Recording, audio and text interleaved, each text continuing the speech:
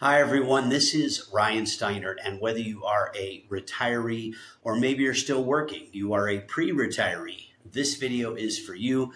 Today, in this short video, we're going to talk about navigating retirement and the three financial realities that you can't ignore. So, most of you know me. Again, my name is Ryan Steiner.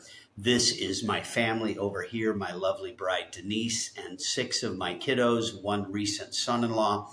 This is my brother Rob over here that most of you have probably known or met before. So, I am the founder and owner of Your Medicare Helper, and I've spent the last 17 years assisting people all over the country through the nuances of Medicare. I have a background as a Medicare biller, and because Medicare is so confusing and complicated, I decided to open up my own company about a decade ago and help people through that. What I found as I'm having all of these conversations with people about Medicare, it naturally leads into questions about retirement, questions about Social Security, and just general concerns around money, such as these are some of the main ones here. Probably the main one that I talk to people all the time is outliving the money that they have. Do they have enough money to last them through retirement? When should they take their Social Security? And how should they plan around that? How do they earn income during retirement while mitigating the risks of having all of their money in the market? How do they roll over 401ks and IRAs? What if their health gets worse? What about leaving money to family and heirs? So these are just some of the concerns that I chat with clients about all the time. And I kind of want to develop this video to help maybe give you some ideas or some strategies sort of around that to help you in this entire journey of aging process, because it all starts with education and understanding. So today we're going to talk about the three phases of wealth. We're going to talk about the sequence of returns, and we're going to talk about distribution and income planning. So here we go. The three phases of wealth, I'll kind of try to move myself out of the way here as much as I can. The first phase is the accumulation phase. And, during this phase, this is when we are working. We are putting money towards retirement. We're trying to put money into savings. But this is this massive 20, 30 years of our life that we are accumulating our money and our wealth to use later in life, right? So we're kind of in this phase until maybe 3 to 5 years before we retire. And during this phase, for a lot of us, we can be more aggressive with our investments during this time, right? We aren't taking money out. Typically, we aren't withdrawing money out. And if there are negative years, the market goes down, the market may go back up, but it doesn't really impact us so much because retirement is down the road, right? Excuse me. Okay. So the second phase is the preservation phase. And this is now where we've built that nest egg, right? We've saved that money. Now we're trying to nurture it, protect it, and preserve it. So this is really 3 to 5 years right before we're getting ready to retire. So this is just right before we're going to start pulling money and using income. So now during this period, we're slowing down that aggressiveness. We're being much more conservative with our investing because we're in this middle phase. And now we're getting ready to jump into the distribution phase, or the last phase of our wealth. So this is during our retirement. And this is how do we turn our retirement and savings accounts into income that we can actually use. Because a lot of us don't realize that we might need income more than we think during retirement. Again, I have these conversations all the time. And probably the number one thing is, do I have enough money? Is Social Security and my pensions and my savings and whatever income that I have, is that going to be enough? Is that going to be enough to last for 20 or 30 years? We could spend a third of our life in this journey here. That's probably the number one conversation that I have with folks. Maybe we have a larger expense that might come up down the road, whether it's healthcare costs or major expenses that we have to plan for, Or the other one that, of course, we run into is taking our required minimum distributions, or RMDs, that we have to start taking between around 59 and 73 with the current guidelines. So if we have been putting money in qualified accounts, deferring those taxes, well, now it's time to pay the government back, right? Now it's time to pay the tax man. And so we have to start taking that money out. Well, there's planning that goes around all of this, but these are essentially the three phases of wealth. So the next thing that I want to chat about, I'm going to move my face over this cool little graphic here, is the sequence of returns risk. And the sequence of returns risk is ultimately the order of investment returns and how it can affect how long your money lasts. And what I mean by that is, are you retiring in a good setting with good returns moving forward for the next 3 to 5 years? Or are you retiring in a bad, negative setting with your returns, right? But nobody would know that because we can't predict the future. Hence why the order in which these returns come in are so important and can be so impactful on how long your money is going to last. Because if you retire in a negative downward return, you're going to have losses early on that can end up depleting your assets much faster. Now, there are strategies that we can develop to help mitigate this, such as diversification, annuities, and income planning. But here's really what the sequence of returns looks like. I'm going to throw me up here. So what I want you to look at here on this graph, we've got Mrs. Green and Mrs. Red. Now, they're starting at age 35. And they're going to age 60 here. This is that accumulation phase where Mrs. Green and Mrs. Red are putting all of their money toward retirement and into accounts, right? So they're just working, saving like most of us have, building toward retirement. All right. So what I want you to notice here is there's no withdrawals coming out during this 25-year period. Nobody's taking money out, okay? So all we've done is flip these. So what I want you to notice as you look at this, what Mrs. Green starts with, Mrs. Red ends with, and what Mrs. Red starts with, Mrs. Green ends with, okay? It's the exact same return, it's just flipped.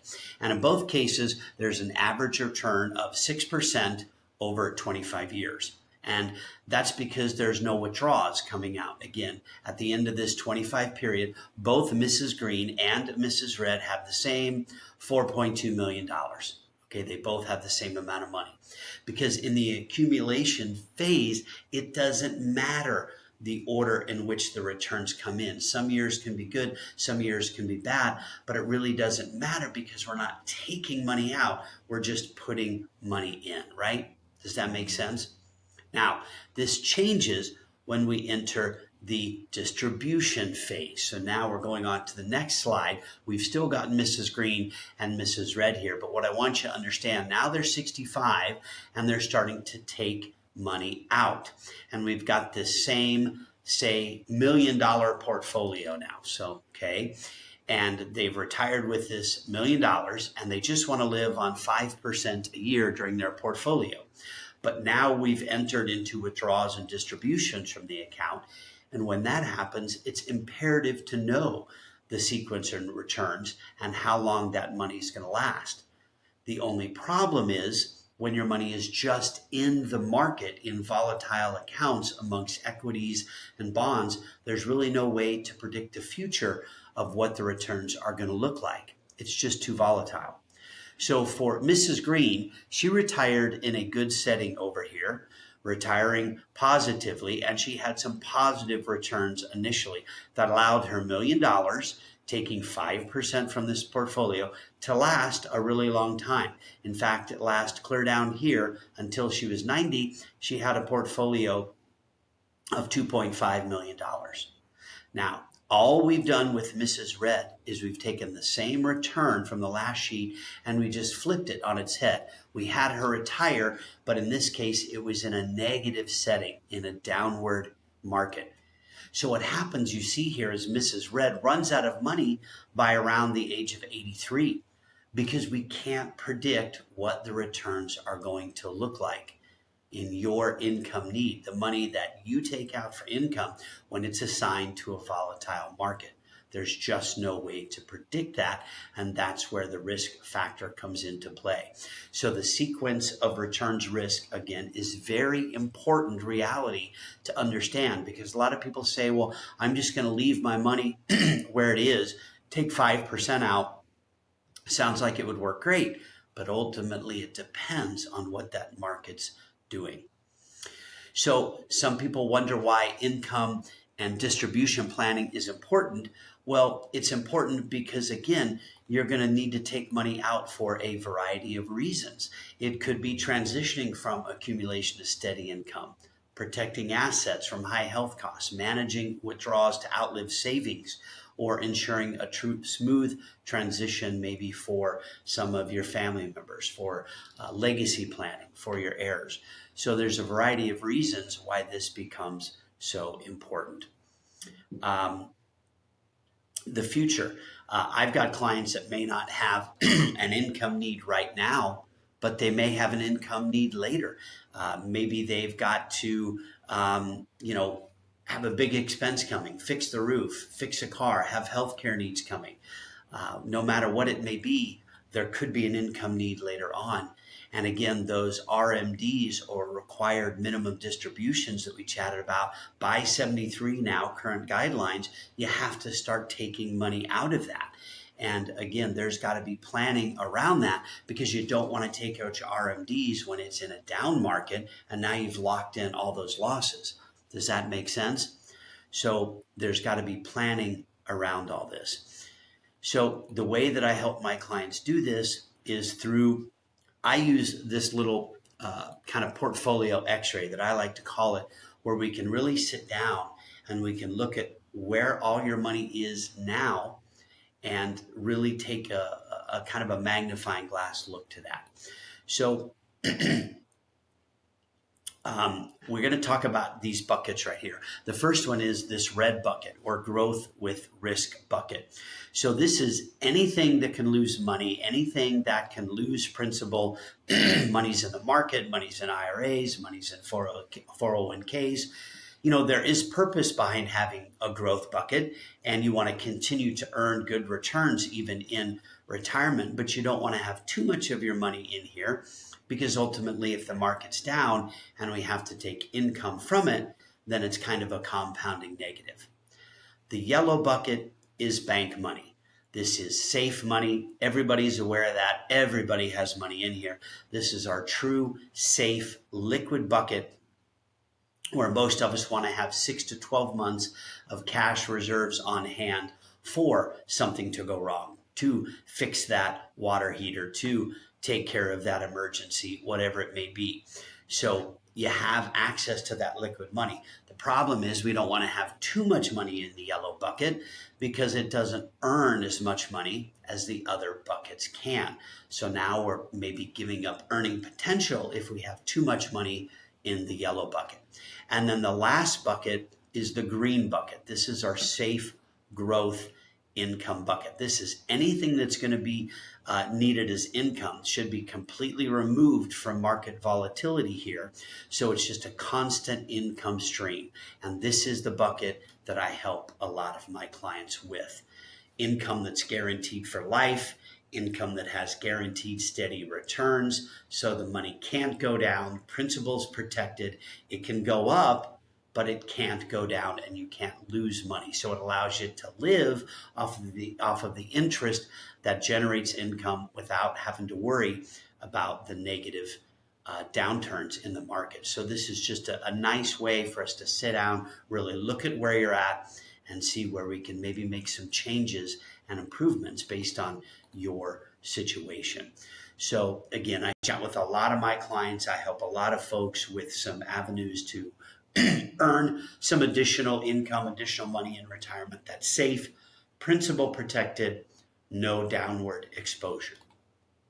So what we covered here today, how to understand where you are in the phases of wealth, what a sequence of return risk is, why it's important, and how distribution and income planning can apply to you. So I wanted to make this pretty short, pretty sweet, kind of give you some things to chew on here. I would love to chat with you, sit with you, and help you out like I've helped many of my clients. You guys know where I'm at, know where to find me, and hopefully I can help you out. Appreciate you guys. Thank you so much. Take care. Have a great day. Bye-bye.